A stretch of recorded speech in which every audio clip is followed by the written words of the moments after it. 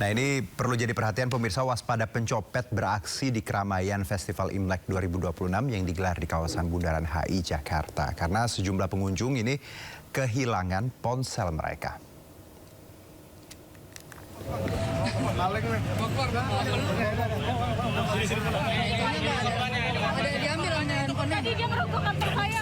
Seorang copet lansia diamankan Satpol PP di acara Festival Imlek Bundaran Hotel Indonesia Menteng, Jakarta Pusat. Pelaku tertangkap basah saat melakukan aksinya dan langsung diamankan petugas dari amukan massa. Momen acara Festival Imlek 2026 yang ramai pengunjung dimanfaatkan kompeten pencopet untuk beraksi. Banyak pengunjung yang kehilangan ponsel mereka, termasuk salah satunya warga negara asing asal Thailand. I just went to the Grand Indonesia, right?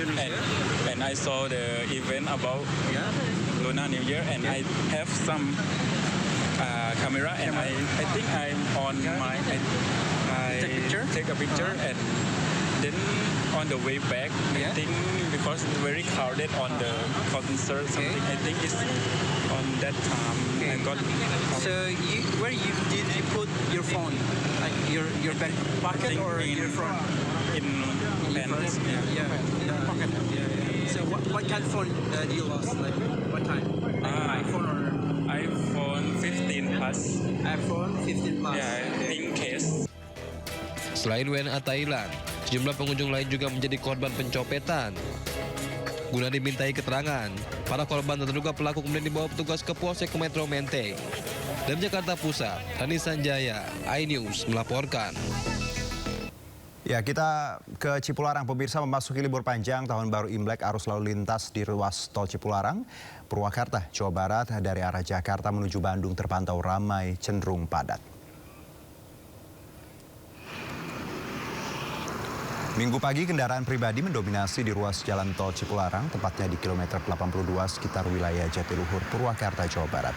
Libur panjang akhir pekan dan Tahun Baru Imlek dimanfaatkan warga Jabodetabek untuk berwisata ke sejumlah lokasi di Bandung dan sekitarnya. Diperkirakan ramainya arus kendaraan dari arah Jakarta menuju Bandung masih akan terjadi hingga Senin besok. Sementara kendaraan dari arah sebaliknya, yakni dari arah Bandung menuju Jakarta, masih relatif normal.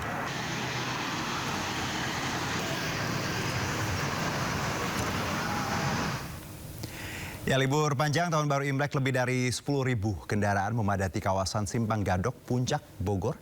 Urai kemacetan, polisi memperlakukan rekayasa lalu lintas ganjil genap dan sistem satu arah. Antrian kendaraan menuju kawasan Puncak Bogor terjadi di exit tol Ciawi. Diperkirakan lebih dari 10.000 kendaraan melintas menuju kawasan wisata Puncak. Antrian panjang kendaraan terjadi di sejumlah titik rawan kemacetan menuju kawasan Puncak. Di antaranya Simpang Gadok, Pasir Angin Megamendung, dan Pasar Cisarua. Untuk mengurai kemacetan, Satlantas Polres Bogor memperlakukan sistem ganjil genap secara situasional. Di kamera CCTV juga terdapat beberapa kepadatan tadi pagi dalam hambatan-hambatan yang terjadi di Pasir Muncang, lalu kemudian Simpang Megamendung, lalu kemudian Lokawiratama dan Pasar Cisarua. Momen libur Tahun Baru Imlek dimanfaatkan wisatawan dari luar daerah untuk berlibur di kawasan ikonik Jalan Braga, Kota Bandung. Wisatawan dari luar daerah terus memadati kawasan Jalan Braga untuk bersuah foto dan berwisata kuliner. Deretan bangunan heritage yang indah membuat para wisatawan kembali berkunjung dan berjalan-jalan di kawasan Braga. Banyaknya kuliner membuat para wisatawan dari berbagai daerah datang dengan kendaraan hingga memadati kawasan Jalan Braga. Selain itu, objek wisata Bandung Tour on Bus atau Bandros juga disediakan di kawasan Braga untuk menyambut momen libur panjang. Diprediksi kepadatan wisatawan akan terus berlangsung hingga hari Selasa mendatang.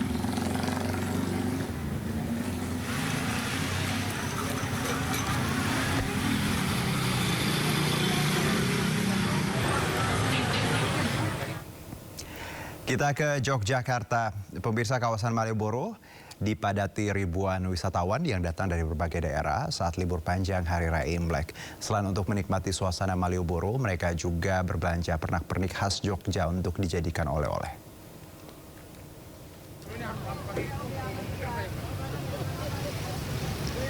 Ribuan wisatawan memadati kawasan Malioboro untuk menikmati suasana kota Jogja sekaligus bersuah foto dengan latar ikonik bertuliskan Jalan Malioboro. Para wisatawan juga berbelanja oleh-oleh seperti jajanan khas Jogja, bakpia. Aneka jenis pakaian dengan harga terjangkau juga menjadi salah satu oleh-oleh yang diburu para wisatawan. Lonjakan wisatawan diprediksi akan terus terjadi di Jogja hingga Senin besok.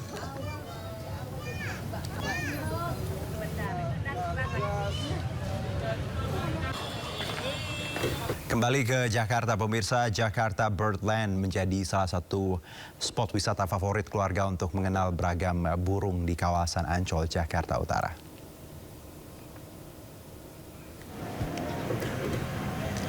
Di sini pengunjung bisa menghabiskan liburan bersama keluarga dengan melihat lebih dari 300 ekor burung dengan 70 jenis berbeda.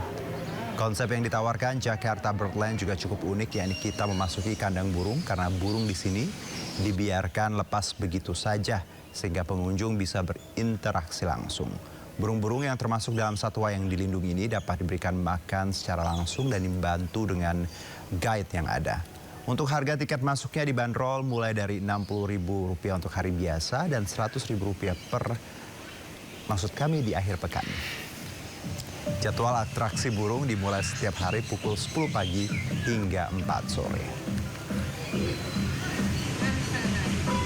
Jadi mau selalu pergi yang dari aku. Masih dari Jakarta, pemirsa, Pemprov DKI menggelar rangkaian event meriah dalam rangka menyambut Hari Imlek 2026. Salah satunya adalah Jakarta Light Festival yang menyuguhkan instalasi lampu dan lampion bertema Imlek.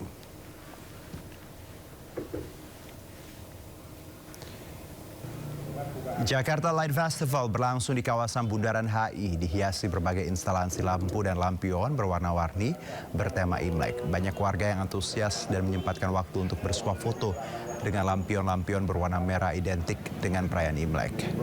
Perayaan Imlek kali ini digelar meriah dengan tujuan untuk menguatkan Jakarta sebagai kota metropolitan yang multikultural dan syarat akan berbagai budaya.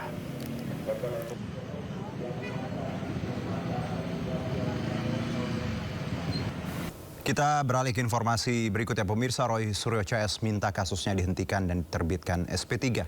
Permohonan itu disampaikan melalui surat yang telah dikirim ke Irwasum Mabes Polri, Komjen Wahyu Widada. Roy Suryo, Rismon Siadipar, dan Dr. Tiva mengirimkan surat kepada Inspektur Pengawasan Umum Mabes Polri, Komjen Polisi Wahyu Widada. Surat tersebut berisi permintaan penghentian penyidikan terhadap kasus fitnah ijazah palsu Jokowi.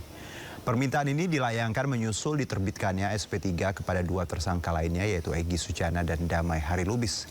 Kubu Roy menilai jika dua tersangka lain bisa dihentikan kasusnya, maka Roy, Rismon, dan Tiva harus bisa diperlakukan sama. Selain itu, permohonan penghentian kasus Roy Suryo CS juga didasari oleh keterangan ahli yang dihadirkan, yaitu mantan Wakapolri Ogroseno. Ini adalah press conference kita yang penting karena kita mengajukan sebuah surat yang penting, yaitu harusnya kasus ini dihentikan penyidikannya karena dari awal sudah melanggar undang-undang, melanggar peraturan. Jadi undang-undang dan peraturan di bawah undang-undang. Jadi baru saja rekan kami yang dipimpin oleh Saudara Alkatiri itu menyampaikan surat ke Irwasum ya di Mabes Polri sana, tapi press conference-nya tetap di sini. Dan ini suratnya sudah ada tanda terimanya ya. Jadi suratnya sudah diterima dan nanti saya akan bacakan sekilas isi suratnya apa. Dan nanti rekan Alkatiri akan menyampaikan tambahan, kemudian rekan-rekan yang lainnya, ada juga Fadli Nasution, ada Ramdansa, ada Pak Joni Silalahi, dan ada dua prinsipal kita yang mungkin akan menambahkan hal-hal lain atau memperkuat ini. Ada Rismon Sianipar di sebelah kanan saya dan sebelah kiri saya Roy Suryo. Nah, ini ya, kenapa kami percepat? Karena kami mendapatkan ilham dari dua ahli kami kemarin. Profesor Din Samsudin dan Komjen Pol Purnawirawan Ogroseno.